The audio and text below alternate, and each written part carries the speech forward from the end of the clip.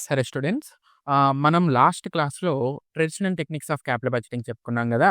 So, ఇప్పుడొచ్చేసి modern techniques అనేవి చూద్దామనమాట. So, modern techniques. ఇక్కడ చూడండి, మోడర్న్ టెక్నిక్స్ అంటే ఏంటి? టైమ్ వాల్యూ ఆఫ్ మనీని కన్సిడర్ చేస్తామనమాట. సో, ఇక్కడ మనం టైమ్ వాల్యూ ఆఫ్ మనీని కన్సిడర్ చేయడం అంటే ఏంటి? ఇక్కడ చాలామంది స్టూడెంట్స్ మెయిన్‌గా ఇక్కడ కొంచెం కన్‌ఫ్యూజ్ అవుతూ ఉంటారు. టైమ్ వాల్యూ ఆఫ్ మనీని ఎలా కన్సిడర్ చేయాలి? ఏంటి అని చెప్పి. సో, దానికి సంబంధించి ఒక ఎగ్జాంపుల్ చెప్తాను. దాంతో మీరు క్లియర్ అవుతుంది. మీ డౌట్ అనేది క్లియర్ అవుతుంది. సో, చూడండి. ఫర్ ఎగ్జాంపుల్, మీరు ఒక ప్రాజెక్ట్ మీద ఒక 10,00,000 ఇన్వెస్ట్ చేస్తున్నారు. ఓకేనా? సో, 2020లో ఒక ప్రాజెక్ట్ మీద 10,00,000 అనేది ఇన్వెస్ట్ చేస్తున్నారు. మీరు 10,00,000 ఇన్వెస్ట్ చేస్తున్నారంటే దాని అర్థం ఏంటి? ఇది క్యాష్ ఔట్‌ఫ్లో కదా! ఇది క్యాష్ ఔట్‌ఫ్లో గదా! సో, మీరు 2020లో 10,00,000 ఒక ప్రాజెక్ట్ మీద ఇన్వెస్ట్ చేస్తున్నారు. ఓకేనా? సో, మీరు ప్రాజెక్ట్ మీద ఇన్వెస్ట్ చేస్తున్నారు అంటే ఓవర్ ద ఇయర్స్ మీకు ఆ ప్రాజెక్ట్ నుంచి క్యాష్ ఇన్‌ఫ్లోస్ అయితే వస్తూ ఉంటాయన్నమాట. ఫర్ ఎగ్జాంపుల్, 2021లో మీకు 3,00,000 వచ్చాయి. 2022లో 2,00,000 వచ్చింది. 2023లో 1,00,000 వచ్చింది. 2024లో 2,00,000 వచ్చాయి. 2025లో 3,00,000 వచ్చింది. 2026లో 1,00,000 వచ్చింది. 2027లో 2,00,000 వచ్చింది. ఈ విధంగా మీకు ఓవర్ ద ఇయర్స్ ఇన్‌ఫ్లోస్ అయితే జనరేట్ అవుతూ ఉంటాయి. ఓకేనా? సో, మీరు 2020లో క్యాష్ ఔట్‌ఫ్లో వచ్చింది. క్యాష్ ఔట్‌ఫ్లో అయింది. ఎంత? 10,00,000. ఈ ప్రాజెక్ట్ ద్వారా మీకు కమింగ్ ఇయర్స్‌లో మీకు క్యాష్ ఇన్‌ఫ్లో అయితే వస్తుంది గదా! క్యాష్ ఇన్‌ఫ్లో అయితే వస్తుంది గదా! సో, ఇప్పుడు ప్రెజెంట్ వాల్యూ అంటే ఏంటి? ప్రెజెంట్ వాల్యూ అంటే ఏంటి? ఇప్పుడు మీరు 2020లో ఉన్నారనుకోండి. ఇప్పుడు మీరు 2020లో ఉన్నారు. ఓకేనా? సో, 2020లో మీరు 10,00,000 పెట్టుబడి పెట్టారు. ఓకేనా? ఇప్పుడేమవుతుంది? 2021లో మీకు 3,00,000 వస్తున్నాయి. 2021లో మీకు 3,00,000 ఇన్‌ఫ్లో వస్తుంది. ఆ 3,00,000 2021లో వస్తుంది గదా! అది 2020లో ఎంతుంటుంది?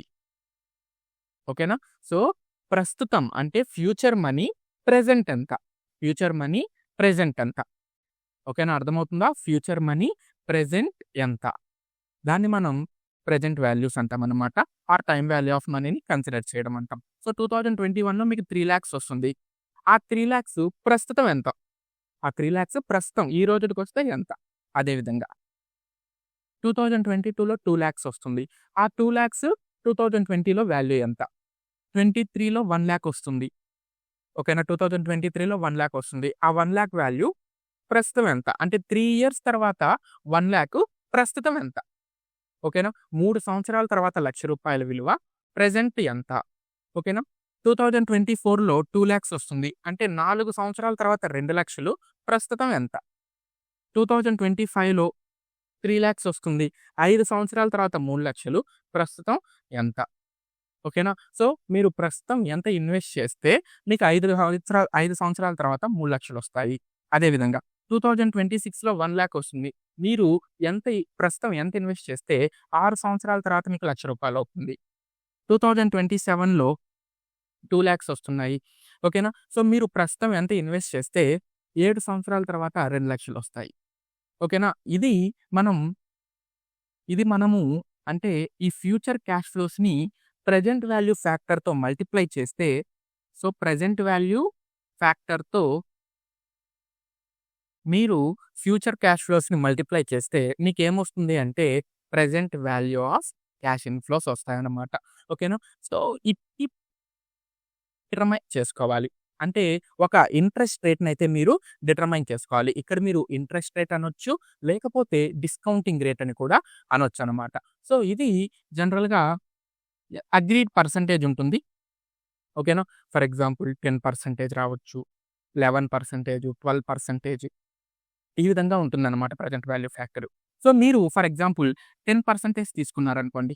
ఓకేనా? మనకి ప్రెజెంట్ వాల్యూ ఫ్యాక్టర్ టేబుల్స్ ఉంటాయి. ఆ ప్రెజెంట్ వాల్యూ ఫ్యాక్టర్ టేబుల్స్‌లో 10% వాల్యూస్ అనేవి ఫర్ ఎగ్జాంపుల్ ఫస్ట్ ఇయర్‌కి 0.909, సెకండ్ ఇయర్‌కి 0.826, థర్డ్ ఇయర్‌కి 0.751, ఫోర్త్ ఇయర్‌కి 0.654 ఈ విధంగా ప్రెజెంట్ వాల్యూ టేబుల్స్‌లో 10% దగ్గర అమౌంట్స్ అనేవి ఉంటాయి. లైక్ మనకి లాగరిథమిక్ టేబుల్స్ ఉంటాయి గదా!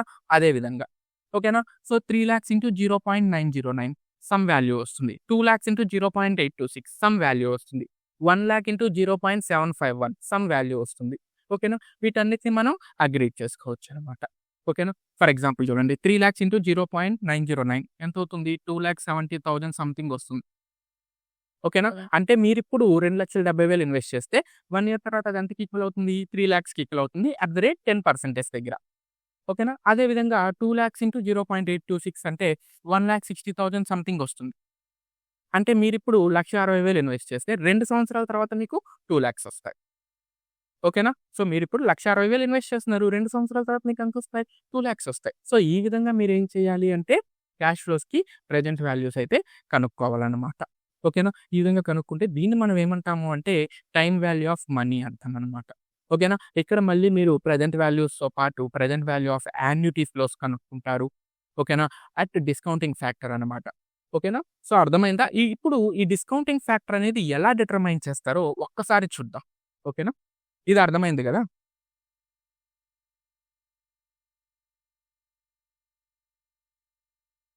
నెక్స్ట్ చూడండి డిటర్మినేషన్ ఆఫ్ డిస్కౌంటింగ్ ఫ్యాక్టర్.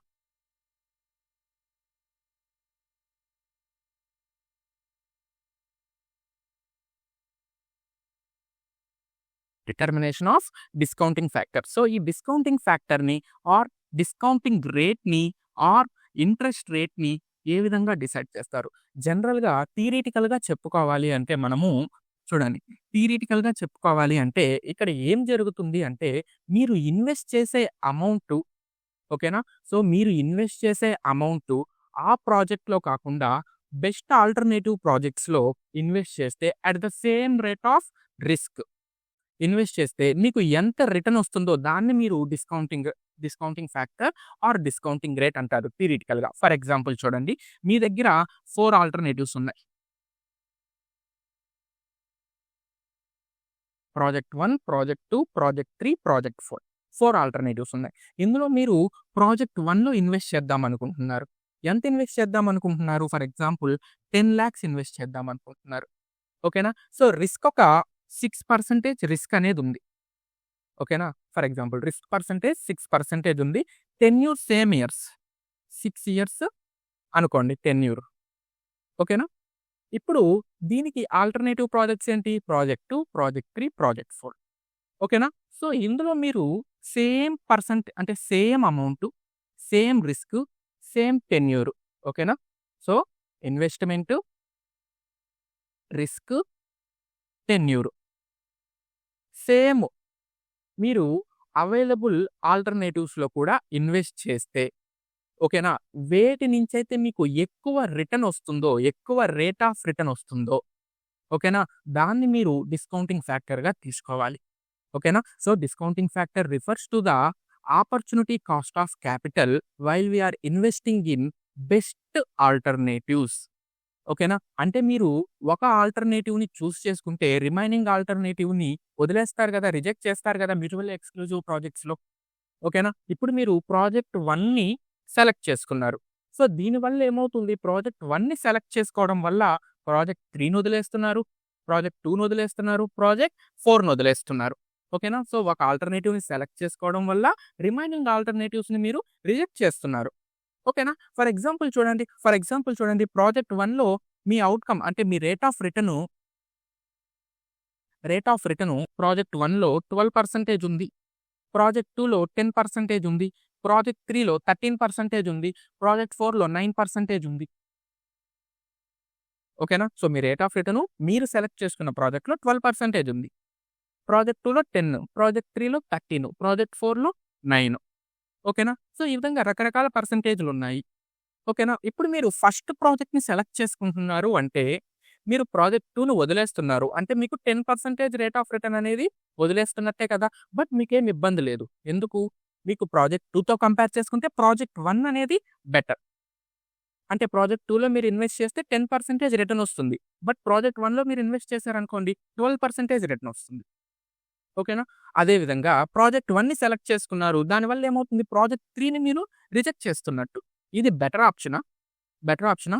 కాదు. ఎందుకు కాదో చూడండి. మీరు ప్రాజెక్ట్ 3లో same amount, same risk percentage, same టెన్యూర్‌కి ఇన్వెస్ట్ చేస్తే మీకు 13% రిటర్న్ వస్తుంది.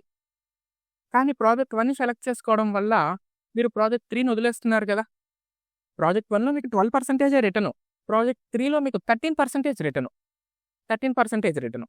సో, ప్రాజెక్ట్ 1ని సెలెక్ట్ చేసుకోవడం వల్ల మీరు ప్రాజెక్ట్ 3ని వదిలేస్తున్నారు. ప్రాజెక్ట్ 3ని వదిలేస్తున్నారు. ఓకేనా? అంటే మీకు బెనిఫిట్ అయితే తగ్గిపోతుంది గదా! బెనిఫిట్ అయితే తగ్గిపోతుంది. ఇక్కడ మీరు ప్రాజెక్ట్‌ని సెలెక్ట్ చేసుకోవడంలో చాలా ఇన్సిడెంట్స్ అయితే అంటే చాలా డిటర్మినెంట్స్ అయితే ఉంటాయన్నమాట. సార్ ప్రాజెక్ట్ 3నే సెలెక్ట్ చేసుకోవచ్చు కదా సార్! ప్రాజెక్ట్ 1 ఎందుకు సెలెక్ట్ చేసుకున్నారు? చాలా డిటర్మినెంట్స్ ఉంటాయి. మేబీ ప్రాజెక్ట్ 3లో లిటిగేషన్స్ ఎక్కువ ఉండొచ్చు. ఆర్ ప్రాజెక్ట్ 3 అనేది ఇనిషియేషన్ కాస్ట్ ఎక్కువ ఉండొచ్చు. ఓకేనా? ప్రాక్టికల్‌గా వర్కౌట్ అయ్యే అవకాశాలు తక్కువగా ఉండొచ్చు. ఇటువంటి చాలా డిటర్మినెంట్స్ ఉంటాయన్నమాట ఒక ప్రాజెక్ట్‌ని మనం రిజెక్ట్ చేయడానికి. ఓకేనా? ప్రాజెక్ట్ 1లో అవేమి ఉండకపోవచ్చు. ఓకేనా? అండ్ ప్రాజెక్ట్ 1 అనేది మనకి దగ్గరలో ఉండే ప్రాజెక్ట్ అయ్యుండొచ్చు. దగ్గరలో ఉండే వెంచర్ అయ్యుండొచ్చు. ఈజీ టు యాక్సెస్ ఉండుండొచ్చు. ఓకేనా? ఇటువంటి చాలా అంశాల మీద మనకి ప్రాజెక్ట్ సెలక్షన్ అనేది డిటర్మైన్ అయ్యి ఉంటుందన్నమాట. ఇప్పుడు మీరు ప్రాజెక్ట్ 1ని తీసుకోవడం వల్ల ప్రాజెక్ట్ 3ని వదిలేస్తున్నారు గదా! సో, మీరు డిస్కౌంటింగ్ ఫ్యాక్టర్‌గా ఏది తీసుకోవాలి అంటే, ఇక్కడ మీకుండే పాజిబిలిటీస్‌లో ఏ ప్రాజెక్ట్ అయితే మీకు హైయెస్ట్ ఈల్డ్ ఇస్తుందో, హైయెస్ట్ రిటర్న్ ఇస్తుందో దాన్ని మీరు సెలెక్ట్ చేసుకోవాలనమాట. సో, ఇక్కడ మీరు డిస్కౌంటింగ్ రేట్‌గా ఎంతని తీసుకుంటారు? 13%ని తీసుకోవాలి. డిస్కౌంటింగ్ రేట్‌గా ఎంతని తీసుకోవాలి? 13%ని తీసుకోవాలి. ఇక్కడ మీరు రేట్ ఆఫ్ రిటర్న్‌ని తీసుకోకూడదు, రిస్క్ పర్సెంటేజ్‌ని తీసుకోకూడదు. సో, డిస్కౌంటింగ్ రేట్‌గా దేన్ని తీసుకోవాలి? 13%ని తీసుకోవాలి థియరిటికల్‌గా. బట్ ప్రాక్టికల్ అప్రోచ్ వచ్చేటప్పటికి ఇది మనకి వర్కౌట్ అవ్వదనమాట. థియరిటికల్‌గా ఇలా తీసుకుంటారు. బట్ ప్రాక్టికల్ అప్రోచ్ అనేది మనకి ఈ విధంగా వర్కౌట్ అవుతుందా? మనకి ఈ విధంగా వర్కౌట్ అయ్యే అవకాశం లేదు. ఎందుకు వర్కౌట్ అవ్వదు అంటే మీరు అన్నిటిని ఎవాల్యుయేట్ చేస్తూ కూర్చుంటారా? కూర్చోలేరు గదా! ఇందాకే చెప్పాను. రిస్క్ అనేది అన్నిట్లో సేమ్ పర్సెంటేజ్ ఉండాలి అని చెప్పి. రిస్క్ అనేది అన్నిట్లో సేమ్ పర్సెంటేజ్ ఉండాలి అని చెప్పాను. కానీ ఇక్కడ 13% మీకు రిటర్న్ వస్తున్నా కూడా రిస్క్ 6% తీసుకుంటున్నారు. బానే ఉంది. కాకపోతే నేనేం చెప్పాను ఒక ప్రాజెక్ట్‌ని మీరు వదిలేసుకోవాలి అంటే చాలా ఫ్యాక్టర్స్ ఇన్వాల్వ్ అయ్యి ఉంటాయి అని చెప్పాను కదా! అంటే ఇక్కడ రిస్క్ పోర్షన్ పెరిగే అవకాశం ఉంది గదా! రిస్క్ పోర్షన్ పెరిగే అవకాశం ఉందా లేదా? సో, ఈ అజంప్షన్ అనేది మనకి పనికి రాదు గదా! థియరిటికల్‌గా బానే ఉంటుంది. బట్ ప్రాక్టికల్‌గా వచ్చేటప్పటికి ఈ అజంప్షన్ అనేది మనకి వర్కౌట్ అవ్వదు. ఈ అజంప్షన్ అనేది మనకి వర్కౌట్ అవ్వదు. ఓకేనా? అందుకని థియరిటికల్‌గా చెప్పుకోవాలంటే which project is having higher rate of return is considered as discounting rate అని చెప్పేస్తాం. బట్ ప్రాక్టికల్‌గా వచ్చేటప్పటికి అలా చెప్పమనమాట. సో, ప్రాక్టికల్‌గా వచ్చేటప్పటికి మీరు డిస్కౌంటింగ్ రేట్‌ని ఏ విధంగా కన్సిడర్ చేస్తారు? సో, ప్రాక్టికల్‌గా ఈ డిస్కౌంటింగ్ రేట్ ఏం తీసుకుంటారు అంటే కాస్ట్ ఆఫ్ క్యాపిటల్‌ని తీసుకుంటారు. ఏం తీసుకుంటారు? Cost of capital KO. So, overall cost of క్యాపిటల్‌ని మీరు డిస్కౌంటింగ్ రేట్‌గా తీసుకుంటారనమాట. ఇంతకీ ఈ కాస్ట్ ఆఫ్ క్యాపిటల్ అంటే ఏంటి? మీరు క్యాపిటల్‌ని అక్వైర్ చేసుకోవడానికి ఎంత కాస్ట్ అవుతుందో దాన్ని మనం కాస్ట్ ఆఫ్ క్యాపిటల్ అంటామనమాట. For example cost of equity, cost of preference, cost of debt, cost of retained earnings ఇవన్నీ కూడా కాస్ట్ ఆఫ్ క్యాపిటల్‌లోకి వస్తుంది. వీటన్నిటికి మనం ఓవరాల్ రేట్ తీసుకుంటాం గదా! వీటన్నిటికి ఓవరాల్ రేట్ తీసుకుంటాం గదా! దాన్నే మనం ఎలా తీసుకుంటామంటే ఇక్కడ డిస్కౌంటింగ్ ఫ్యాక్టర్‌గా గాని, డిస్కౌంటింగ్ రేట్‌గా గాని, ఇంట్రెస్ట్ రేట్‌గా గాని తీసుకుంటామనమాట. ఓకేనా? సో, ఈ కాస్ట్ ఆఫ్ క్యాపిటల్‌తో మనము గాని మన క్యాష్ ఫ్లోస్‌ని గాని మల్టిప్లై చేసాము అంటే మనకేమొస్తుంది? Present value of cash flows అయితే వస్తాయన్నమాట. ఓకేనా? నెక్స్ట్ వచ్చేసి మీరు ఇనీషియల్ ఇన్వెస్ట్‌మెంట్ తీసుకుంటారు గదా! సో, మీరు ఇనీషియల్ ఇన్వెస్ట్‌మెంట్‌కి ఆర్ ఇనీషియల్ క్యాష్ అవుట్‌ఫ్లోకి మీరు ఎటువంటి ప్రెజెంట్ వాల్యూని ఫైండ్ ఔట్ చేయాల్సిన అవసరం లేదు. ఫర్ ఎగ్జాంపుల్ చూడండి. మీరు 2020లో 10,00,000 ఇన్వెస్ట్ చేశారు. 2020లో 10,00,000 మీరు ఇన్వెస్ట్ చేశారనుకోండి. సో, ఏం జరుగుతుంది? మీరు ఈ పాయింట్‌లోనే మీరు మీ ఫ్యూచర్ ఇన్‌ఫ్లోస్‌కి ప్రెజెంట్ వాల్యూ కనుక్కోవాలి. ఇప్పుడు 2020లో 10,00,000కి 0th ఇయర్‌కి ప్రెజెంట్ వాల్యూ ఎంతుంటుంది? 1 ఉంటుంది. 10,00,000 ఇంటూ 1 ఎంత? 10,00,000 కదా! 10,00,000 కదా! ఓకేనా? 2021కి ఏమవుతుంది? 1 కంటే తగ్గుతుంది. అంటే ప్రెజెంట్ వాల్యూ ఫ్యాక్టర్ 0th ఇయర్‌కి ఏ పర్సెంటేజ్ దగ్గరైనా ఎంతుంటుంది? 1 ఉంటుంది. ప్రెజెంట్ వాల్యూ ఫ్యాక్టర్ 0th ఇయర్‌కి 0th ఇయర్ అంటే ఇనీషియల్ ఇయర్. జీరోత్ ఇయర్‌కి ఏ వాల్యూ ఏ పర్సెంటేజ్ దగ్గరైనా ఎంత ఉంటుంది? 1 ఉంటుంది. ఓకేనా? ఇయర్స్ పెరుగుతూ పోయే కొద్దీ ప్రెజెంట్ వాల్యూ ఫ్యాక్టరు తగ్గుతూ ఉంటుంది. ఇయర్స్ పెరుగుతూ పోతూ ఉంటే ప్రెజెంట్ వాల్యూ ఫ్యాక్టర్ ఏమవుతూ ఉంటుంది? తగ్గుతూ పోతూ ఉంటుందన్నమాట. ఓకేనా? సో, జనరల్‌గా మీరు ఆలోచించండి. సో, ఫర్ ఎగ్జాంపుల్ చూడండి. మీరు నాకు 10,00,000 అప్పిచ్చారు. ఈరోజు 10,00,000 అప్పిచ్చారు. ఈరోజు సాయంకాలానికి నేను మీకు రిటర్న్ ఇవ్వాలి. ఈరోజు నాకు 10,00,000 అప్పిచ్చారు. ఈరోజు సాయంకాలానికి నేను మీకు రిటర్న్ ఇవ్వాలి. ఎంత రిటర్న్ ఇచ్చేస్తాను మీకు?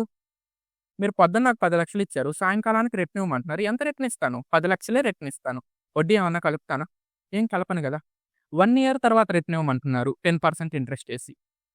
1 ఇయర్ తర్వాత రిటర్న్ ఇవ్వమంటున్నారు 10% ఇంట్రెస్ట్ ఏసి. నేనేం చేస్తాను 1 ఇయర్ తర్వాత మీకు? 11,00,000 ఇస్తాను. అంటే ఇప్పుడు మీ దగ్గర 10,00,000 ఇప్పుడు మీ దగ్గర 10,00,000 సంవత్సరం తర్వాత ఎంతవుతుంది? 11,00,000 అవుతుంది. అవునా కాదా?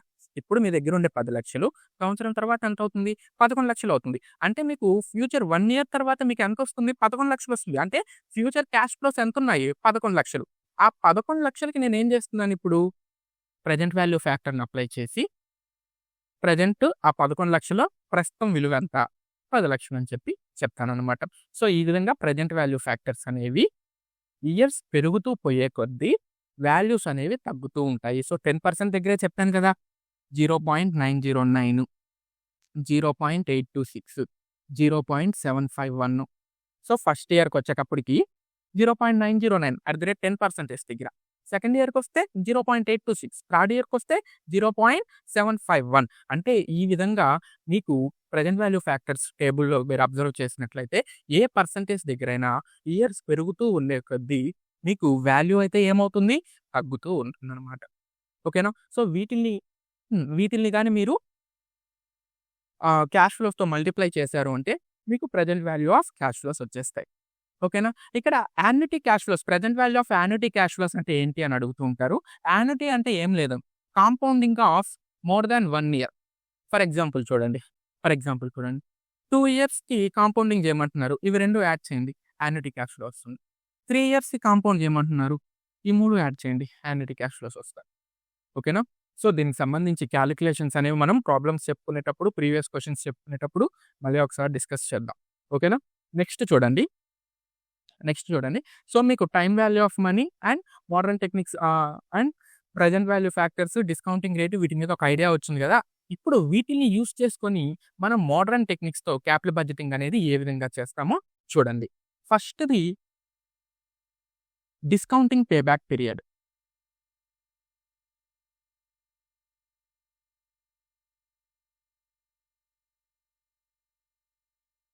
ఫస్ట్‌దేంటి? Discounting payback period. సెకండ్‌ది profitability index.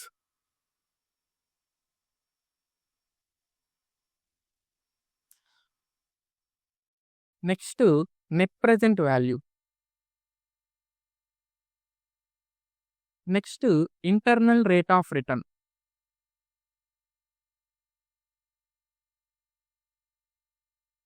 Next modified internal rate of return.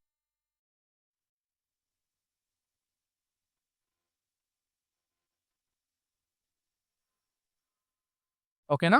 So, మనకి మోడర్న్ టెక్నిక్స్‌కొచ్చేటప్పటికి discounting payback period, profitability index, net present value, internal rate of return, modified internal rate of return, ఇటువంటి టెక్నిక్స్ అనేటివి మళ్ళీ మనము use చేస్తామనమాట. అందులో first చూడండి discounting payback period. So, discounting payback period. నిన్న మీకు పేబ్యాక్ పీరియడ్ అంటే ఏంటో చెప్పాను కదా! పేబ్యాక్ పీరియడ్ అంటే ఏంటి? మీరు పెట్టిన ఇన్వెస్ట్‌మెంటు ఎన్ని రోజుల్లో మీకు రిటర్న్ వచ్చేస్తుంది? ఎన్ని సంవత్సరాల్లో మీకు రిటర్న్ వచ్చేస్తుంది? ఇందులో మళ్ళీ 2 types. Equal annuity cash flows ఉంటే ఏంటి? ఆర్ డిఫరెన్షియల్ క్యాష్ ఫ్లోస్ ఉంటే ఏంటి? అని చెప్పుకున్నాం. అదేవిధంగా డిస్కౌంటింగ్ పేబ్యాక్ పీరియడ్ తీసుకునేటప్పుడు కూడా ఇక్కడ మీరు డిస్కౌంటింగ్ పేబ్యాక్ పీరియడ్ తీసుకునేటప్పుడు ఈక్వల్ యాన్యువల్ క్యాష్ ఫ్లోస్ ఉంటే ఒకటి, మల్టిపుల్ అన్‌ఈవెన్ క్యాష్ ఫ్లోస్ ఉంటే ఒకటి, ఇలా ఏం చేయరు. ఓకేనా? దేనికైనా సరే ప్రెజెంట్ వాల్యూ ఫ్యాక్టర్‌ని అప్లై చేసి మీరు ఫార్ములా అయితే తీసుకుంటారనమాట. సో, ఇయర్ ఏ.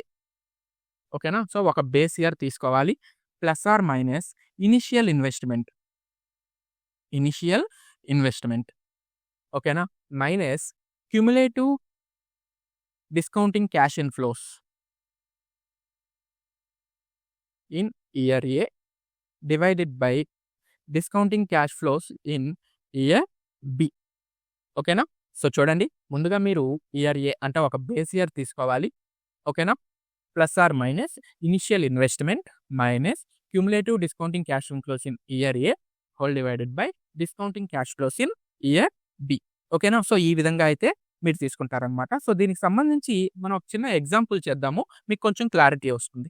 ఓకేనా? 1, 2, 3, 4. సో 4 ఇయర్స్ క్యాష్ ఫ్లోస్ వచ్చేటప్పటికి ఎలా ఉన్నాయి అంటే అంటే క్యాష్ ఫ్లోస్ అంటే మీకు 1 ఇయర్ తర్వాత 1,00,000 వస్తుంది. తర్వాత 2,00,000 వస్తుంది. తర్వాత 3,00,000 తరువాత 4,00,000. ఓకేనా? So present value factor at the rate 10% దగ్గర తీసుకుందాం. సో 10% దగ్గర తీసుకుంటే 0.909, 0.826, 0.751, 0.683. ఓకేనా? సో మీరు గాని మల్టిప్లై చేసుకున్నారనుకోండి, డిస్కౌంటింగ్ క్యాష్ ఫ్లోస్ వస్తాయి. సో డిస్కౌంటింగ్ క్యాష్ ఫ్లోస్ చూసుకుంటే 1,00,000 ఇంటూ 0.909 అంటే 90,900. 2,00,000 ఇంటూ 0.826 అంటే 1,65,200. 3,00,000 ఇంటూ 0.75 అంటే 2,25,300. 4,00,000 ఇంటూ 0.683 అంటే 2,73,200. ఓకేనా? సో ఈ విధంగా మీరు డిస్కౌంటింగ్ క్యాష్ ఫ్లోస్ అనేవి రాసుకున్నారు. దీని అర్థం సింపుల్‌గా చూడండి. మీకు సంవత్సరం తర్వాత 1,00,000 వస్తుంది. సో సంవత్సరం తర్వాత 1,00,000 ఇప్పుడు ఎంతకి ఈక్వల్ అంటే 90,900కి ఈక్వల్. 2 సంవత్సరాల తర్వాత 2,00,000 వస్తుంది. 2 సంవత్సరాల తర్వాత 2,00,000 ఇప్పుడు ఎంతకి ఈక్వల్? 1,65,200కి ఈక్వల్. 3 సంవత్సరాల తర్వాత 3,00,000 ఇప్పుడు ఎంతకి ఈక్వల్? 2,25,300. 4 సంవత్సరాల తర్వాత 4,00,000 ఇప్పుడు ఎంతకి ఈక్వల్? 2,73,200. ఇంకొంచెం ఈజీగా చెప్పుకుందాం. ఇప్పుడు మీరు 90,900 పెట్టి గోల్డ్ కొన్నారనుకోండి. 90,900 పెట్టి గోల్డ్ కొన్నారనుకోండి. 1 ఇయర్ తర్వాత మీరు ఎంతకు అమ్ముకుంటారు? 10% ఇంట్రెస్ట్ రేట్ దగ్గర రూ. 1,00,000కి అమ్ముకుంటారు. అర్థమైందా? ఇప్పుడు మీరు 1,65,200 పెట్టి గోల్డ్ కొన్నారనుకోండి. 2 ఇయర్స్ తర్వాత ఎంతకు అమ్ముకుంటారు? 2,00,000కి అమ్ముకుంటారు. అట్ ద రేట్ 10% దగ్గర. ఇప్పుడు మీరు 2,25,300 దగ్గర గోల్డ్ కొన్నారనుకోండి. 3 ఇయర్స్ తర్వాత ఎంతకు అమ్ముకుంటారు? 3,00,000కి అమ్ముకుంటారు. అర్థమవుతుందా? సో నెక్స్ట్ చూడండి, ప్రాబ్లమ్‌కి వచ్చేసేయండి. ఇప్పుడు cumulative discounting cash flows. So first ఇయర్‌కి 90,900, సెకండ్ ఇయర్ వచ్చేటప్పటికి 2,56,100. అంటే యాడ్ చేసుకోవాలి కదా ఇవి రెండు యాడ్ చేసుకోవాలి కదా. నెక్స్ట్ వచ్చేటప్పటికి 4,84,000, 4,81,400. నెక్స్ట్ వచ్చేసి 7,54,600. ఈ విధంగా డిస్కౌంటింగ్ క్యాష్ ఫ్లోస్ తీసుకున్నారు. సో ఇప్పుడు మన ఇనిషియల్ ఇన్వెస్ట్మెంట్ ఎంత అంటే 4,00,000 అనుకోండి. సో క్యాష్ అవుట్‌ఫ్లో ఎంత? 4,00,000 అనుకోండి. సో మనకి 4,00,000 అనేది ఏ ఇయర్స్ మధ్యలో ఉంది? 2 and 3 ఇయర్స్ మధ్యలో ఉంది. సో సెకండ్ ఇయర్‌ని ఇయర్ ఏ అనుకోండి. Plus or minus initial investment ఎంత? 4,00,000 minus cumulative discounting cash flows in year A. So year ఏలో క్యుములేటివ్ డిస్కౌంటింగ్ క్యాష్ ఫ్లో ఎంత ఉంది? 2,56,100 divided by discounting cash flows in year B. Year బిలో discounting cash flows ఎంత ఉన్నాయి? 2,25,300 ఉంది. So దీన్ని గాని మీరు సాల్వ్ చేసినారనుకోండి, మీకు పే బ్యాక్ పీరియడ్ ఎన్ని సంవత్సరాల్లో వచ్చేస్తుందన్నమాట. ఓకేనా? అర్థమైందా? సో ఈ విధంగా మీరు డిస్కౌంటింగ్ పే బ్యాక్ పీరియడ్ అయితే ఫైండ్ అవుట్ చేస్తారు. అర్థమైందా? నెక్స్ట్ ప్రాఫిటబిలిటీ ఇండెక్స్ గురించి చెప్పుకుందాం. సో నెక్స్ట్ ప్రాఫిటబిలిటీ ఇండెక్స్ అనమాట. ఓకేనా? సో మనకి ఈ ప్రాఫిటబిలిటీ ఇండెక్స్ అనేది కూడా టైమ్ వాల్యూ ఆఫ్ మనీని అయితే కన్సిడర్ చేస్తుంది. ఓకేనా? So modern technique. ఈ ప్రాఫిటబిలిటీ ఇండెక్స్‌లో మనం ఏం చేస్తాము అంటే క్యాష్ ఇన్‌ఫ్లోస్‌కి, క్యాష్ అవుట్‌ఫ్లోస్‌కి రేషియో కనుక్కుంటాం అనమాట. So profitability index is equal to present value of cash inflows divided by present value of cash outflows. అంటే ఇనిషియల్ ఇన్వెస్ట్మెంట్. ఓకేనా? So present value of cash inflows divided by present value of cash outflows. For example చూడండి. మీకు cash inflows present value of cash inflows 2,00,000 ఉన్నాయి. Present value of cash outflow 1,00,000 ఉంది. So 2/1 ఎంత అవుతుంది? 2 are 2:1. ఓకేనా? అంటే మీ cash inflows 2 parts ఉంటే, cash outflows 1 part ఉంది. ఓకే. విచ్ మనం ఏం చేస్తాం దీన్ని యాక్సెప్ట్ చేయొచ్చు. ఈ ప్రాజెక్ట్‌ని మనం యాక్సెప్ట్ చేయొచ్చు. ఓకేనా? ఎందుకు? అవుట్‌ఫ్లోస్ కంటే ఇన్‌ఫ్లోస్ అనేవి మనకి ఎక్కువగా ఉన్నాయి కాబట్టి. ఓకేనా? సో, ఈ ప్రాఫిటబిలిటీ ఇండెక్స్ అనేది మోస్ట్ యూజ్డ్ టెక్నిక్ అనమాట. ఎక్కువ సార్లు యూజ్ చేస్తూ ఉంటాం మనం ప్రాజెక్ట్స్‌ని ఎవాల్యుయేట్ చేయడానికి. ఎందుకు ఎక్కువగా యూజ్ చేస్తూ ఉంటామంటే, ఈజీ టు కాలిక్యులేట్. ఓకేనా? ఈజీగా మీరు కాలిక్యులేట్ చేసేయొచ్చు. అండ్ మీ రిజల్ట్‌ని మీరు రేషియోలో చెప్తారనమాట. ఓకేనా? ఎవరికన్నా అర్థమైపోతుంది. ఓకేనా? సో, ప్రాఫిటబిలిటీ ఇండెక్స్‌లో మీ రిజల్ట్‌ని ఓకేనా? Whether to accept the project or to reject అనేది మీరు ఇన్ టర్మ్స్ ఆఫ్ రేషియోలో చెప్తారు. సో, ఇన్ టర్మ్స్ ఆఫ్ రేషియోలో చెప్తే ఎవరికైనా ఏమవుతుంది? యాక్సెప్ట్ చేయాలా? రిజెక్ట్ చేయాలా? అని చెప్పైతే అర్థమైపోతుందనమాట. ఓకేనా? సో, ఇక్కడ గూడా మీరు ప్రెజెంట్ వాల్యూస్‌నైతే కన్సిడర్ చేస్తారు. Next net present value. Net present value. So, చూడండి నెట్ ప్రెజెంట్ వాల్యూ అనేది difference between present value of cash inflows and present value of cash outflows. So, cash ఇన్‌ఫ్లోస్‌కి, క్యాష్ అవుట్‌ఫ్లోస్‌కి మధ్య డిఫరెన్స్‌ని మనం ఏమంటాము? నెట్ ప్రెజెంట్ వాల్యూ అంటాం. ఓకేనా? సో, ఇది చాలా ఇంపార్టెంట్ టెక్నిక్ అనమాట. ఓకేనా? దీన్ని కూడా ఎక్కువగా యూజ్ చేస్తూ ఉంటారు. ఓకేనా? కాకపోతే మీకు ప్రాఫిటబిలిటీ ఇండెక్స్ వచ్చేటప్పటికి మీ రిజల్ట్ అనేది మీరు అనలైజ్ అనేది on the basis of ratio చేస్తారు. ఇక్కడ నెట్ ప్రెజెంట్ వాల్యూలో మీకు అబ్సల్యూట్ అమౌంట్ అనేది వచ్చేస్తుందనమాట. ఓకేనా? సో, నెట్ ప్రెజెంట్ వాల్యూలో మీకు అబ్సల్యూట్ అమౌంట్ వచ్చేస్తుంది. ఫర్ ఎగ్జాంపుల్ చూడండి. Present value of cash inflows 2,00,000 ఉన్నాయి. అదేవిధంగా present value of cash outflows 1,00,000 ఉంది. Present value of cash inflows ఎంతున్నాయి? 2,00,000 ఉన్నాయి. Present value of cash outflows ఎంతున్నాయి? 1,00,000 ఉన్నాయి. సో, మీ ఎన్‌పీవీ ఎంత? 1,00,000 అబ్సల్యూట్ అమౌంట్. Absolute amount. ఓకేనా? సో, ఇప్పుడు చూడండి మీరు యాక్సెప్ట్ ఆర్ రిజెక్ట్ డెసిషన్ తీసుకోవాలనుకుంటున్నారు. అంటే ఒక ప్రాజెక్ట్‌ని యాక్సెప్ట్ చేద్దామా? లేదంటే రిజెక్ట్ చేద్దామా? అని చెప్పైతే డిసైడ్ అవ్వాలనుకుంటున్నారు. సో, ఇక్కడ ప్రాఫిటబిలిటీ ఇండెక్స్‌లో మీరేం చేస్తారు అంటే యాక్సెప్ట్ ఆర్ రిజెక్ట్ రూలు ఓకేనా? సో, ప్రాఫిటబిలిటీ ఇండెక్స్‌లో గ్రేటర్ థాన్ 1 ఉందనుకోండి యాక్సెప్ట్ చేస్తారు. ఓకేనా? లెస్ థాన్ 1 ఉందనుకోండి రిజెక్ట్ చేస్తారు. అదే విధంగా, అదే విధంగా ఎన్‌పీవీలో కూడా గ్రేటర్ థాన్ 0 ఉంటే మీరేం చేస్తారు ప్రాజెక్ట్‌ని యాక్సెప్ట్ చేస్తారు. లెస్ థాన్ 0 ఉంటే ప్రాజెక్ట్‌నైతే రిజెక్ట్ చేస్తారనమాట. ఓకేనా? అలా కాకుండా మ్యూచువల్లీ ఎక్స్‌క్లూజివ్ ప్రాజెక్ట్స్ ఉన్నాయనుకోండి. సో, ఈ మ్యూచువల్లీ ఎక్స్‌క్లూజివ్ ప్రాజెక్ట్స్‌లో మీరేం చేస్తారు? ఓకేనా? సో, మ్యూచువల్ ఎక్స్‌క్లూజివ్ ప్రాజెక్ట్స్‌లో ఎక్కడైనా సరే ర్యాంకింగ్ అనేది ఇచ్చుకుంటారు. ఓకేనా? మ్యూచువల్ ఎక్స్‌క్లూజివ్ ప్రాజెక్ట్స్‌లో ఏం చేస్తారు మీరు? ర్యాంకింగ్ అనేది ఇచ్చుకుంటారనమాట. ఓకేనా? సో, మీ కాడ 3 ప్రాజెక్ట్స్ ఉన్నాయి. Project 1, project 2, project 3. So, 3 projects ఉన్నాయి.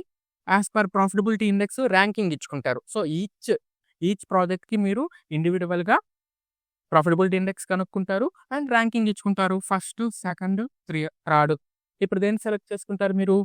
ప్రాజెక్ట్ 1 అయితే సెలెక్ట్ చేసుకుంటారు. ఎన్‌పీవీలో కూడా సేమ్ అనమాట. ఓకేనా? సో, ర్యాంకింగ్ అనేది ఇచ్చుకుంటారు. సో, ర్యాంకింగ్ ఇచ్చుకొని మీరు ఎన్‌పీవీలో కూడా మ్యూచువల్లీ ఎక్స్‌క్లూజివ్ ప్రాజెక్ట్స్‌లో విచ్ వన్ ఈస్ బెస్ట్ అని చెప్పైతే విచ్ వన్ ఈస్ బెస్ట్ అని చెప్పైతే మీరు విచ్ వన్ ఈస్ బెస్ట్ అని చెప్పైతే మీరు సెలెక్ట్ చేసుకుంటారనమాట. ఓకేనా?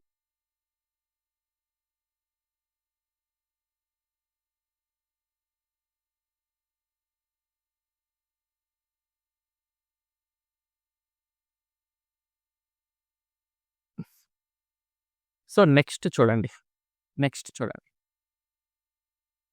Conflict between profitability index and NPV చాలా ఇంపార్టెంట్ ఇది.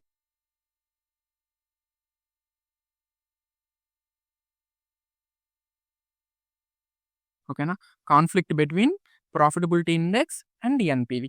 సో, మీరు చూడండి ప్రాఫిటబిలిటీ ఇండెక్స్‌కి కానీ, ఎన్‌పీవీకి కానీ మీరు, మీరు ఒక కామన్ ఎలిమెంట్‌నైతే అబ్జర్వ్ చేసుంటారు. ఏంటి? 2 కూడా ప్రెజెంట్ వాల్యూ ఆఫ్ క్యాష్ ఇన్‌ఫ్లోస్‌ని తీసుకుంటాయి. అదే విధంగా 2 కూడా ఇనిషియల్ అవుట్‌ఫ్లోస్‌ని బేస్ చేసుకుంటాయన్నమాట. అంటే మీరు పీఐ కాలిక్యులేట్ చేయాలన్నా, ఎన్‌పీవీ కాలిక్యులేట్ చేయాలన్నా రెండిటికి బేస్ ఏంటి? Initial investment. అంటే present value of cash outflows base కదా మీకు. ఓకేనా? సో, ఇప్పుడు చూడండి. ఇప్పుడు కొన్ని సార్లు మ్యూచువల్లీ ఎక్స్‌క్లూజివ్ ప్రాజెక్ట్స్‌లో ఈ రెండిటికి కాన్‌ఫ్లిక్ట్ వస్తుంటుందన్నమాట. ఎలానో చూడండి. ప్రాజెక్ట్ 1, ప్రాజెక్ట్ 2, ప్రాజెక్ట్ 3 ఓకేనా? ఫస్టు మీరు ర్యాంకింగ్ అకార్డింగ్ టు ఎన్‌పీవీ ఇచ్చారు. ఓకేనా? సో, ప్రాజెక్ట్ 1కి ఫస్ట్ ర్యాంక్ వచ్చింది. ప్రాజెక్ట్ 2కి సెకండ్ ర్యాంకు. ప్రాజెక్ట్ 3కి కూడా సెకండ్ ర్యాంక్ వచ్చింది. అదే విధంగా పీఐ ప్రకారం ర్యాంకింగ్ ఇస్తున్నారు. పీఐ ప్రకారం ర్యాంకింగ్ ఇస్తున్నారు. ప్రాజెక్ట్ 1కి సెకండ్ ర్యాంక్ వచ్చింది. ప్రాజెక్ట్ 2కి సెకండ్ ర్యాంక్ వచ్చింది. ప్రాజెక్ట్ 3కి ఫస్ట్ ర్యాంక్ వచ్చింది. ఇప్పుడు ఏ ప్రాజెక్ట్‌ని మీరు సెలెక్ట్ చేసుకోవాలి? ఇప్పుడు ఏ ప్రాజెక్ట్‌ని మీరు సెలెక్ట్ చేసుకోవాలి? కాన్‌ఫ్లిక్ట్ అయితే వచ్చింది గదా! సో, ఎన్‌పీవీకి, ప్రాఫిటబిలిటీ ఇండెక్స్‌కి కాన్‌ఫ్లిక్ట్ అయితే వచ్చింది గదా! సార్ ఇంతకీ ఈ కాన్‌ఫ్లిక్ట్ దేనికొస్తుంది? ఈ కాన్‌ఫ్లిక్ట్ అనేది మీకు కాస్ట్ ఆఫ్ క్యాపిటల్‌ని బేస్ చేసుకొని, డిస్కౌంటింగ్ రేట్‌ని బేస్ చేసుకొని, మీకు ఈ కాన్‌ఫ్లిక్ట్ అనేది వస్తుందన్నమాట. అంటే ఇంతకు ముందు మనం చెప్పుకున్నాం గదా! 10% ఇంట్రెస్ట్ రేట్ దగ్గర ఒక అమౌంట్ వస్తుంది. 12% ఇంట్రెస్ట్ రేట్ దగ్గర ఇంకొక అమౌంట్ వస్తుంది. ఫర్ ఎగ్జాంపుల్ మీరు ఎన్‌పీవీ అట్ ద రేట్ 10% తీసుకున్నారు. పీఐ అట్ ద రేట్ 12% తీసుకున్నారు. సో, కాన్‌ఫ్లిక్ట్ అనేది ఖచ్చితంగా వస్తుంది. ఓకేనా? సో, ఈ విధంగా కాన్‌ఫ్లిక్ట్ వచ్చినప్పుడు మీరేం చేయాలి? చూడండి. ఈ విధంగా కాన్‌ఫ్లిక్ట్ వచ్చింది. మీరేం చేయాలి? ఓకేనా? సో, మీరు ఎవాల్యుయేట్ చేసుకునేటప్పుడు 2 ప్రాజెక్ట్స్ లెక్కన ఎవాల్యుయేట్ చేసుకోండి. ఇప్పుడు ప్రాజెక్ట్ 1, ప్రాజెక్ట్ 2 చూద్దాం ముందు. ఓకేనా? సో, ఎల్‌పీవీ ఏమో ఇక్కడ ఫస్ట్ ర్యాంకు, ఇక్కడ సెకండ్ ర్యాంకు. ఓకేనా? పీఐ రెండిటికి సేమ్ ఉంది. ఫస్ట్ ప్రాజెక్ట్‌కి, సెకండ్ ప్రాజెక్ట్‌కి పీఐ రెండిటికి సేమ్ ఉంది. ఇప్పుడు మీరు దేన్ని సెలెక్ట్ చేసుకోవాలి అంటే which project is having highest NPV అని అనేది సెలెక్ట్ చేసుకోవాలన్నమాట. ఓకేనా? So, first point if PI is same, profitability index సేమ్‌గా ఉంటే హైయెస్ట్ ఎన్‌పీవీని సెలెక్ట్ చేసుకుంటారు.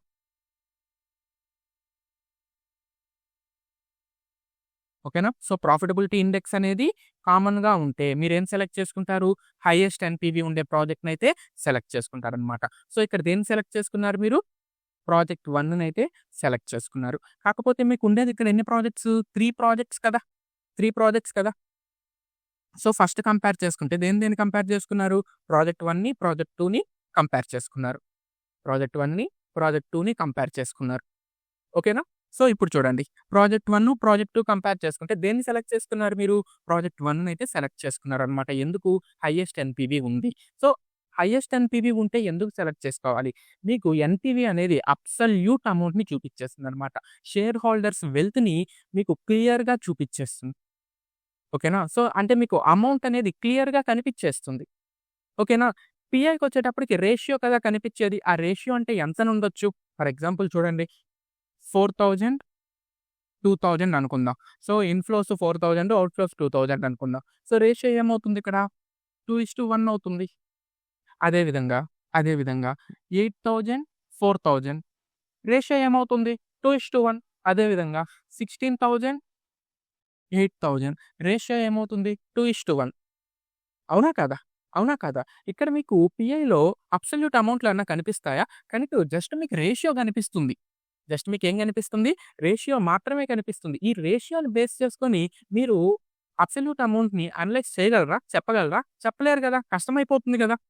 అవునా కదా! ఇక్కడ మీకు 2:1 అంటే ఏమర్థమవుతుంది అంటే, 1 అంటే మనము రూ. 1 ఇన్వెస్ట్ చేస్తే రూ. 2 మనకి రిటర్న్ ఒస్తాయి అంతే.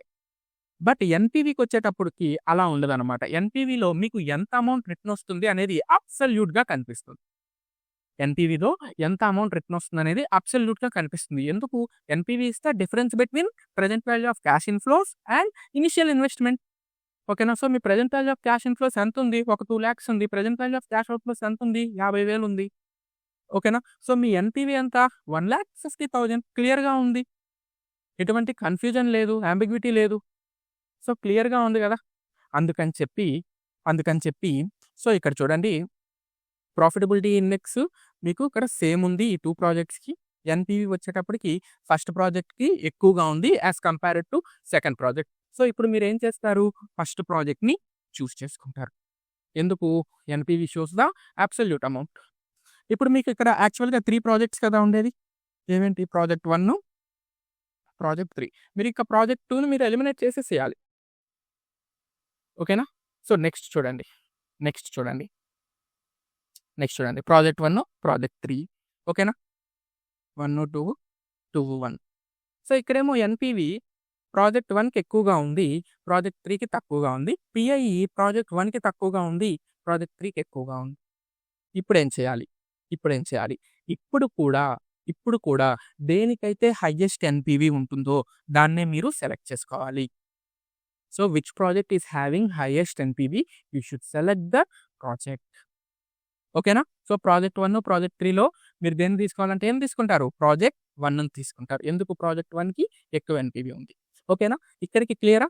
నెక్స్ట్ చూడండి. ఇప్పుడు ప్రాజెక్ట్ 2, ప్రాజెక్ట్ 3. Project 2, project 3.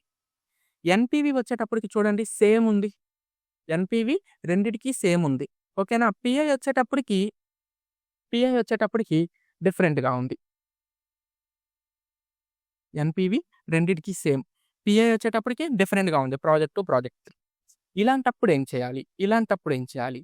ఓకేనా? So, if NPV is same, NPV same ఉంటే, ఎన్‌పీవీ అనేది సేమ్‌గా ఉంటే, ఏ ప్రాజెక్ట్‌కైతే హైయెస్ట్ ఎన్‌పీవీ ఉంటుందో ఏ ప్రాజెక్ట్‌కైతే హైయెస్ట్ ప్రాఫిటబిలిటీ ఇండెక్స్ ఉంటుందో దాన్ని మీరు సెలెక్ట్ చేసుకోవాలి. ఓకేనా?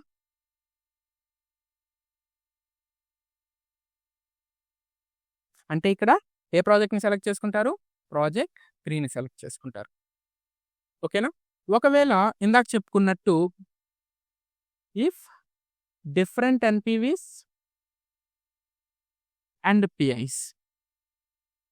సో, ప్రాజెక్ట్‌కి డిఫరెంట్ ఎన్‌పీవీస్ ఉన్నాయి. డిఫరెంట్ పీఐస్ ఉన్నాయి. అంటే ప్రాజెక్ట్ 1, ప్రాజెక్ట్ 3 కంపేర్ చేశారు కదా! అప్పుడేం సెలెక్ట్ చేసుకుంటారు? హైయెస్ట్ ఎన్‌పీవీని సెలెక్ట్ చేసుకుంటారనమాట. సో, దీన్ని బట్టి మీకేం అర్థమవుతుంది? As compared to PI, NPV results అనేవి మీకు కొంచెం యాక్యురేట్‌గా ఉంటాయి.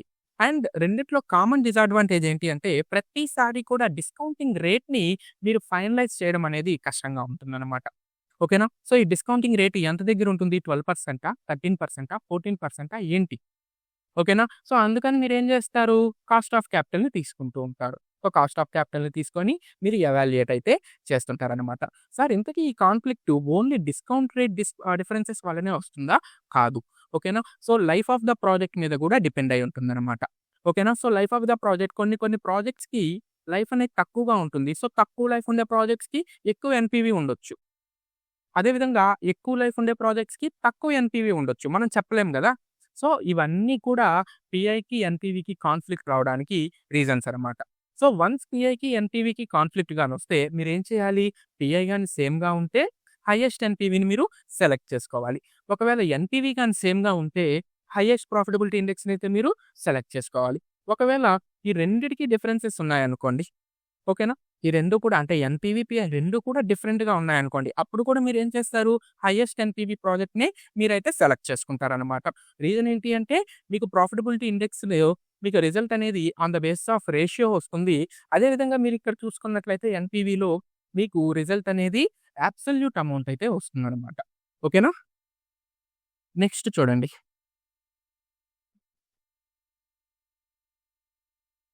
IRR internal rate of return.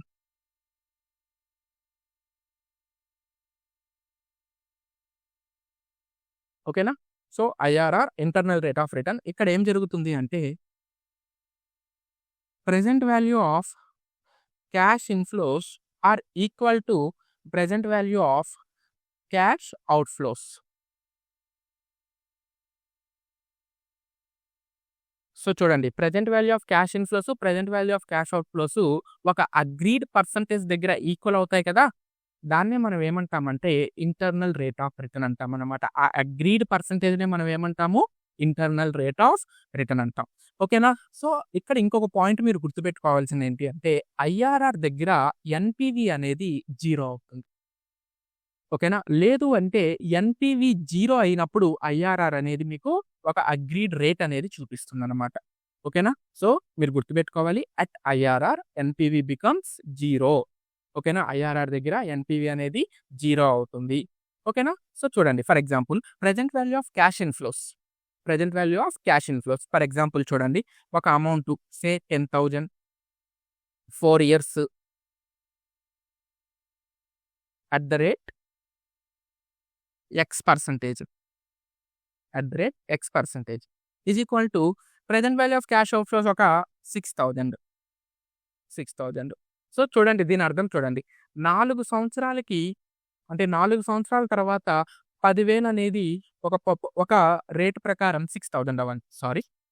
Sorry చూడండి.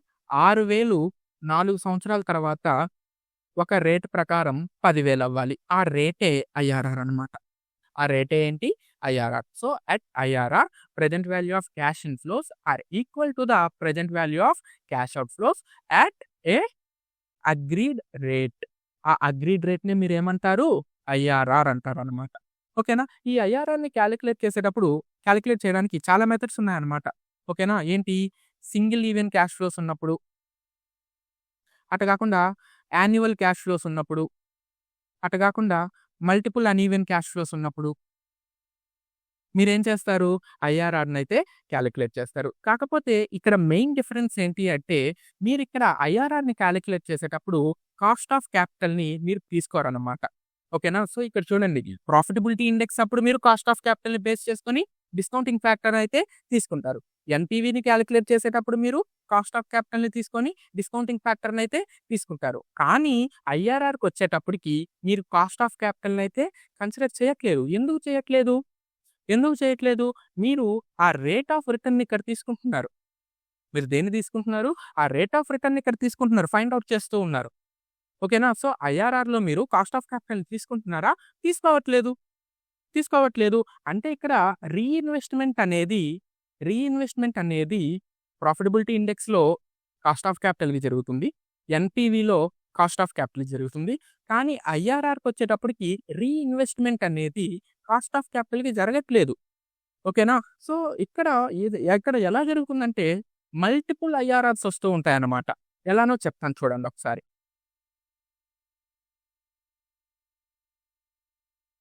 ఎలానో చెప్తాను చూడండి. ఇప్పుడు మీరు ఒక 1,00,000 రూపీస్ బ్యాంక్‌లో డిపాజిట్ చేశారు. రూ. 1,00,000 బ్యాంక్‌లో డిపాజిట్ చేశారు. ఓకేనా? సో, ఫస్ట్ ఇయర్ మీకు 1,000 రూపీస్ లేకపోతే 10,000 రూపీస్ ఇంట్రెస్ట్ వచ్చింది. ఆ ఇంట్రెస్ట్‌ని మీరు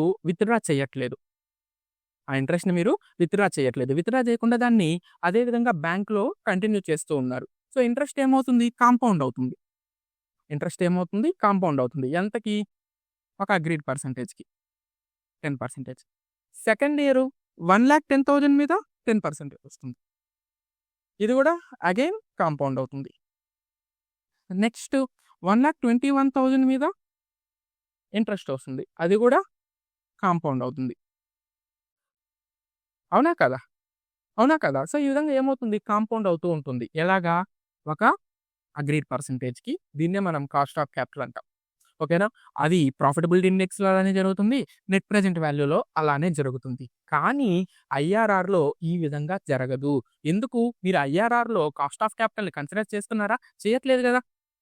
చేయట్లేదు గదా! ఐఆర్ఆర్ అంటే ఏమంటున్నాము? ఒక అగ్రీడ్ పర్సెంటేజ్ దగ్గర, ఒక రేట్ ఆఫ్ రిటర్న్ పర్సెంటేజ్ దగ్గర present value of cash inflows, present value of cash outflows equal అవుతున్నాయి. మీకిక్కడ అగ్రీడ్ పర్సెంటేజ్ అనేది తెలుస్తుందా? తెలీదు. ఇదే గదా మీరు ఫైండ్ ఔట్ చేయాల్సింది. ప్రాఫిటబిలిటీ ఇండెక్స్‌లో దీన్ని మీరు ఎస్టిమేషన్ చేస్తున్నారు. ఎన్‌పీవీలో ఎస్టిమేషన్ చేస్తున్నారు. ఐఆర్ఆర్‌లో అసలు మీరు కాస్ట్ ఆఫ్ క్యాపిటల్‌ని తీసుకోవట్లేదు. ఐఆర్ఆర్‌లో తీసుకుంటున్నారా కాస్ట్ ఆఫ్ క్యాపిటల్‌ని? తీసుకోవట్లేదు. దేన్ని తీసుకుంటున్నారు?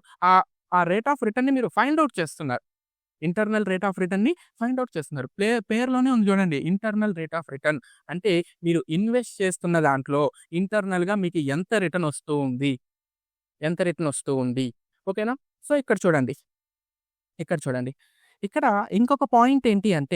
ఇంకొక పాయింట్ ఏంటి అంటే మీకు మల్టిపుల్ అన్‌ఈవెన్ క్యాష్ ఫ్లోస్ ఉన్నాయి. అంటే ఫస్ట్ ఇయర్ 10,000 వస్తుంది. సెకండ్ ఇయర్ 15,000 వస్తుంది. థర్డ్ ఇయర్ 18,000 వస్తుంది. ఈ విధంగా మల్టిపుల్ అన్‌ఈవెన్ క్యాష్ ఫ్లోస్ ఉన్నాయనుకోండి. ఇప్పుడు ఏం జరుగుతుంది అంటే మల్టిపుల్ అన్‌ఈవెన్ క్యాష్ ఫ్లోస్ ఉండేటప్పుడు ఐఆర్ఆర్ కూడా మల్టిపుల్ రేట్స్ వస్తాయి. అంటే రీఇన్వెస్ట్‌మెంట్ అట్ మల్టిపుల్ రేట్స్. ఓకేనా? ఇక్కడ చూడండి రూ. 1,00,000 మీరు ఇన్వెస్ట్ చేశారు. ఫస్ట్ ఇయర్‌లో 10%కి ఇన్వెస్ట్ చేశారు 10,000. సెకండ్ ఇయర్ కూడా 10%. 1,10,000 మీద 10% ఎంత? 11,000. Third year 10%. 1,21,000 మీద 10% ఎంత? 12,100. ఈ విధంగా క్లియర్‌గా ఉంది గదా! బట్ ఐఆర్ఆర్‌లో అలా ఉండదు. మీకు ఫస్ట్ ఇయర్ ఒక రేట్ వస్తుంది 10% అనుకోండి. సెకండ్ ఇయర్ ఇంకొక రేట్ వస్తుంది 11%. థర్డ్ ఇయర్ ఇంకొక రేట్ వస్తుంది. ఫోర్త్ ఇయర్ తగ్గిపోవచ్చు. ఫిఫ్త్ ఇయర్ పెరగొచ్చు. ఈ విధంగా చేంజ్ అవుతూ ఉంటుందన్నమాట. Next modified internal rate of return. So చూడండి ఐఆర్ఆర్‌లో మీకు మెయిన్ ప్రాబ్లమ్ ఎక్కడొచ్చింది? రీఇన్వెస్ట్‌మెంట్ అట్ డిఫరెంట్ రేట్స్ కదా!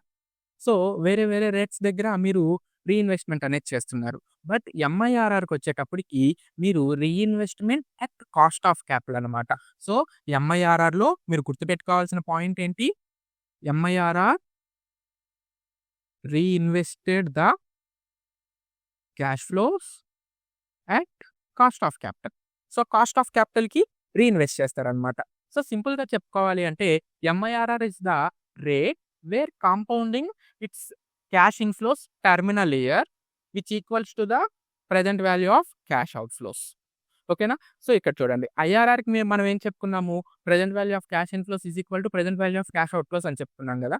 ఇక్కడ ఏమవుతుంది అంటే present value of cash inflows terminal ఇయర్‌కి కాంపౌండ్ అవుతుందన్నమాట. ఓకేనా? టెర్మినల్ ఇయర్‌కి కాంపౌండ్ అవుతుంటుంది. ఎలాగో చూద్దాం. సో చూడండి.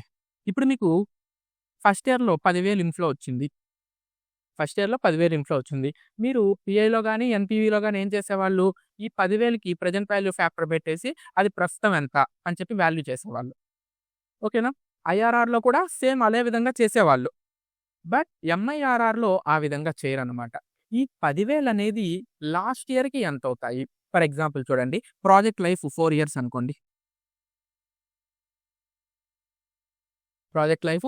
అనుకోండి. ఇక్కడ 10,000 వస్తుంది. ఇక్కడ 20,000 వస్తుంది.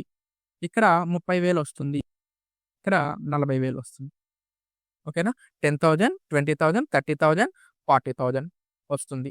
ఓకేనా? సో ఇది మీరు కాంపౌండ్ చేయాలి. ఎప్పుడు? Terminal year. టెర్మినల్ ఇయర్ ఏంటి ఇక్కడ? ఫోర్త్ ఇయర్ కదా!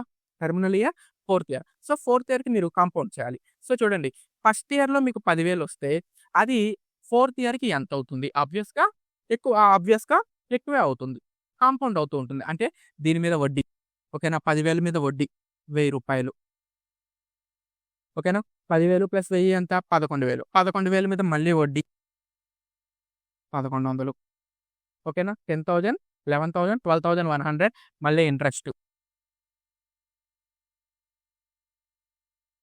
ఓకేనా? 12, 10. సో ఈ విధంగా ఏమవుతుంది?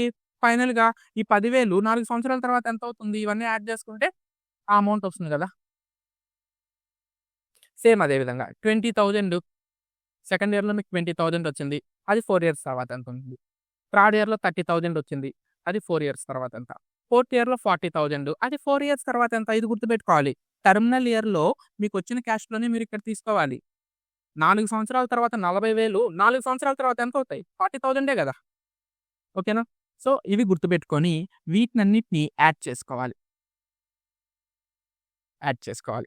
ఓకేనా? సో టెర్మినల్ వాల్యూని అంటే compounded amount of terminal cash ఇన్‌ఫ్లోస్‌ని క్యాష్ ఇన్వెస్ట్‌మెంట్‌తో అంటే ఇప్పుడు ప్రెజెంట్‌గా మీరు ఇనిషియల్ ఇన్వెస్ట్‌మెంట్ చేస్తున్నారు గదా!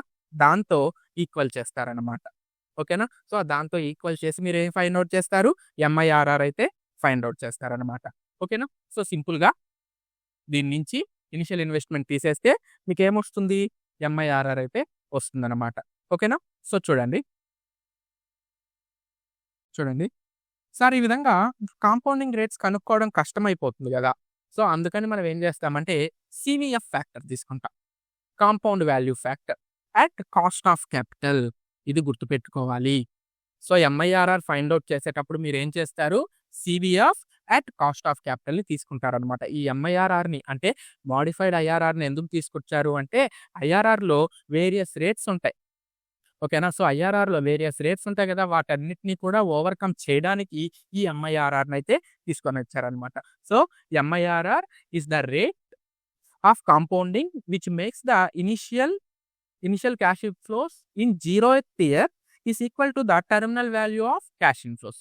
అంటే 0th ఇయర్‌లో cash outflows terminal value of cash ఇన్‌ఫ్లోస్‌కి ఈక్వల్ అవుతుందనమాట. ఓకేనా? సో ఇప్పుడు మనము మ్యూచువల్లీ ఎక్స్‌క్లూజివ్ ప్రాజెక్ట్‌లో దేన్ని యాక్సెప్ట్ చేస్తాము? సో మ్యూచువల్లీ ఎక్స్‌క్లూజివ్ ప్రాజెక్ట్‌లో ఏ ప్రాజెక్ట్ అయితే హైయెస్ట్ ఎంఐఆర్ఆర్ ఉంటుందో దాన్ని యాక్సెప్ట్ చేస్తారు. లీస్ట్ ఎంఐఆర్ఆర్ ఉండే ప్రాజెక్ట్‌నైతే రిజెక్ట్ చేస్తారనమాట. ఓకేనా? అండ్ ఇక్కడ మీరు గుర్తుపెట్టుకోవాల్సిందేంటి? ఎంఐఆర్ఆర్‌లో మీరు గుర్తుపెట్టుకోవాల్సిందేందంటే ఎంఐఆర్ఆర్‌లో మీరు కాంపౌండింగ్ వాల్యూ ఫ్యాక్టర్‌ని తీసుకుంటారు. ఏ రేట్‌కి తీసుకుంటారు అంటే కాస్ట్ ఆఫ్ క్యాపిటల్‌కి తీసుకుంటారు. సో ఇక్కడ కాస్ట్ ఆఫ్ క్యాపిటల్‌ని కన్సిడర్ చెయ్యందేంటి అంటే ఐఆర్ఆర్. కాస్ట్ ఆఫ్ క్యాపిటల్‌ని కన్సిడర్ చేసేదేంటి అంటే profitability index, NPV, MIRR, discounting payback period ఇవన్నీ కూడా కాస్ట్ ఆఫ్ క్యాపిటల్‌నైతే కన్సిడర్ చేస్తాయన్నమాట. నెక్స్ట్ ఇంకొక పాయింట్ ఏంటి అంటే ఎన్‌పీవీకి, ఐఆర్ఆర్‌కి కాన్‌ఫ్లిక్ట్.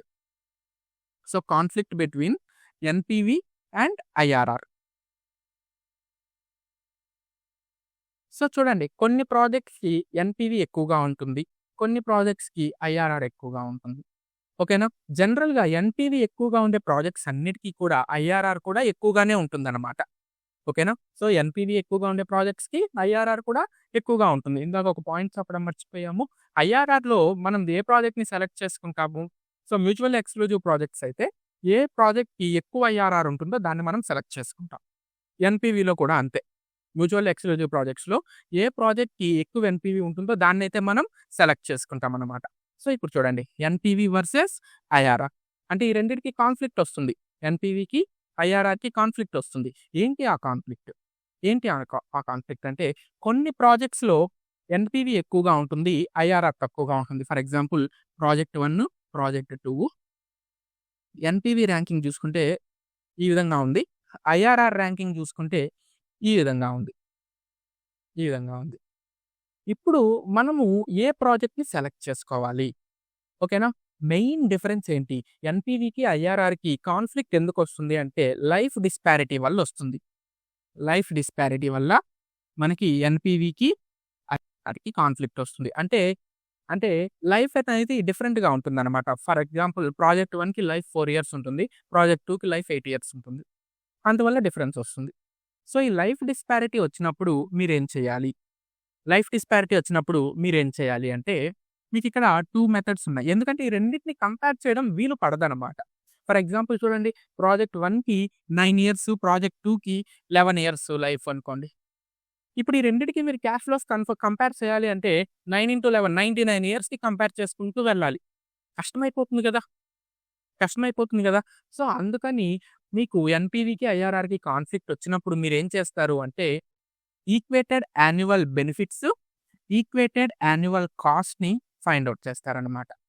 ఓకేనా? So, whenever you are getting a conflict between NPV and IRR, you have to calculate equated annuity benefits or equated annuity cost.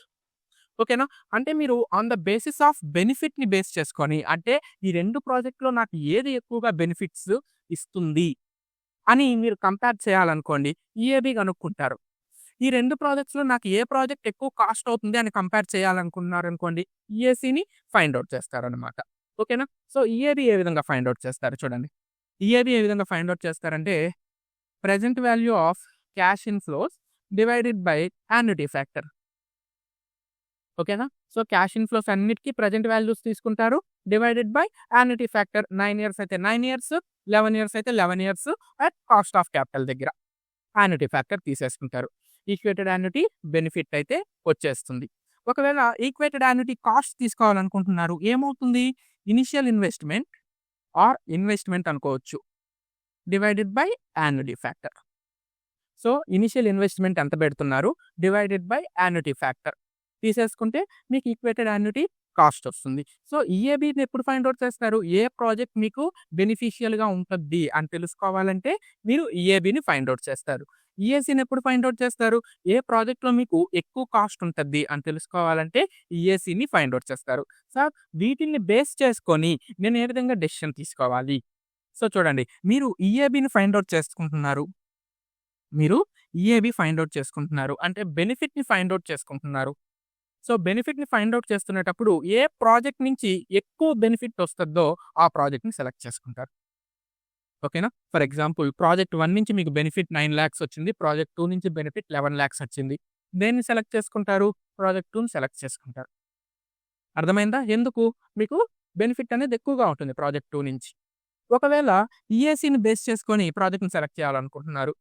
Project 1లో మీకు కాస్ట్ 9,00,000 అవుతుంది.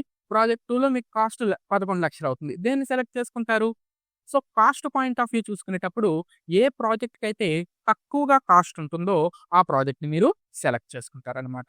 ఓకేనా? సో, ఎన్‌పీవీ, ఐఆర్ఆర్ కాన్‌ఫ్లిక్ట్ అనేది ఎక్కువగా లైఫ్ డిస్పారిటీ వల్లొస్తుంది. అంటే projects having various lifes.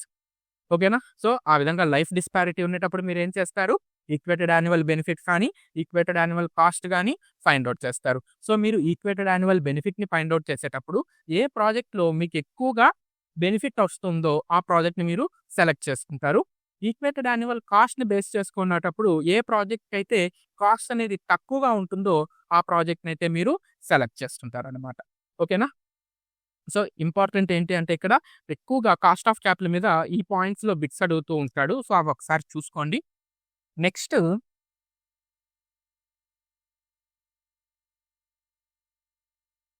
Next in terms of పీరియడ్‌ని చూపిచ్చేదొచ్చేసి discounting payback period. ఓకేనా? ఇన్ టర్మ్స్ ఆఫ్ రేషియోలో మనకి ప్రాఫిటబిలిటీ ఇండెక్స్. అబ్సల్యూట్ అమౌంట్ వచ్చేటప్పటికి ఎన్‌పీవీ. ఓకేనా? సో, ఎన్‌పీవీలో అబ్సల్యూట్ అమౌంట్ కనిపిస్తుంది. ఎంఐఆర్ఆర్‌లో కూడా మీకు అబ్సల్యూట్ అమౌంట్ అయితే కనిపిస్తుంది. సో, ఐఆర్ఆర్‌లో మీరు పర్సెంటేజ్‌ని ఫైండ్ ఔట్ చేస్తారనమాట. ఇక్కడ ప్రతి దాంట్లో ఎక్సెప్ట్ ఐఆర్ఆర్ రీఇన్వెస్ట్‌మెంట్ అనేది కాస్ట్ ఆఫ్ క్యాపిటల్‌కే జరుగుతూ ఉంటుంది. ఓకేనా? ఐఆర్ఆర్‌లో రీఇన్వెస్ట్‌మెంట్ అనేది వేరియస్ ఐఆర్ఆర్ రేట్స్‌కి జరుగుతూ ఉంటుంది. సో, ఇవన్నీ కూడా మీరు గుర్తుపెట్టుకోవాల్సినవే. ఓకేనా? సో, ఇక్కడికి మనకి క్యాపిటల్ బడ్జెటింగ్ అయితే కంప్లీట్ అయిపోయిందనమాట. సో, ఒక్కసారి మీరు ప్రీవియస్ క్లాసెస్ అన్నీ కూడా ఒకసారి విని దీని మీద మనం బిట్స్‌ని కూడా మనం కొన్ని బిట్స్‌నైతే మనం ఇక్కడ సాల్వ్ చేద్దాం నెక్స్ట్ క్లాసెస్‌లో. సో, మీరు ఈ టెక్నిక్స్ అన్నీ గుర్తుపెట్టుకొనుండండి. సో, నెక్స్ట్ మనము వీటి మీద బిట్స్ అనేవి సాల్వ్ చేద్దాము. తరువాత డిస్క్రిప్షన్‌లో మన వాట్సాప్ గ్రూప్‌కి సంబంధించిన లింక్ అయితే ఇచ్చున్నాము. సో, దాంట్లో మనము ఫ్రీ మెటీరియల్స్, పీడీఎఫ్‌లు, ఎగ్జామ్స్ ఇవన్నీ కూడా కండక్ట్ చేస్తూ ఉంటామనమాట. So, whenever you feel necessary to join, you can join.